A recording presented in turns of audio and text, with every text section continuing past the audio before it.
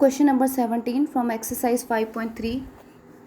In a school, students thought of planting trees in around the school to reduce air pollution. It was decided that the number of trees that each section of each class will plant will be the same as the class in which they are studying. So ये line important है, ऐसे तो example देके समझा दिया है. Decided the number of trees that each section of each class will plant will be the same as in which they are studying. मतलब जो क्लास जिस क्लास में पढ़ रही है उतने ही प्लांट वो प्लांट करेंगे. लाइक अगर फर्स्ट क्लास के बच्चे हैं तो वो सिर्फ एक ही ट्री को प्लांट करेंगे. सेकंड क्लास के बच्चे हैं तो वो 2 ट्रीज़ लगाएंगे. अगर +2 के हैं तो वो 12 लगाएंगे and so on. There are 3 sections of each class और हर क्लास में 3-3 सेक्शन है. How many trees will be planted by the students. तो अगर हम सिंपल कैलकुलेशन करना चाहें तो वो भी कर सकते हैं, लेकिन हमें सिंपल कैलकुलेशन करने की ज़रूरत नहीं है. हम यहाँ पर उसको सिंप्लीफाई करेंगे, फार्मूला लगाएंगे.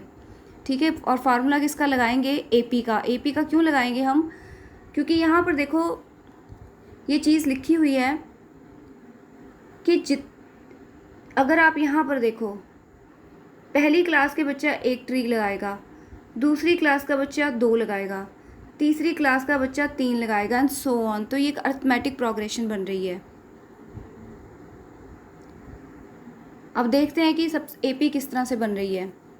It can be observe that the number of trees planted by the students in an AP. So for first class it's 1, for second class it is 2, for third class it is 3 and last is 12th. Last number is 12. तो first term is A1, common difference भी 1 ही होगा.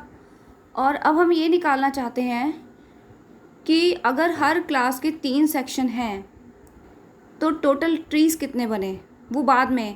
पहले हम यहाँ से देखेंगे total trees. अब total trees अगर आप निकालना चाहते हो तो अगर आप बिना एपी के करोगे तो आप इन सारे 12 तक प्लस करोगे. 1 + 2 + 3 + 4 + 5 + 6 इस तरह से.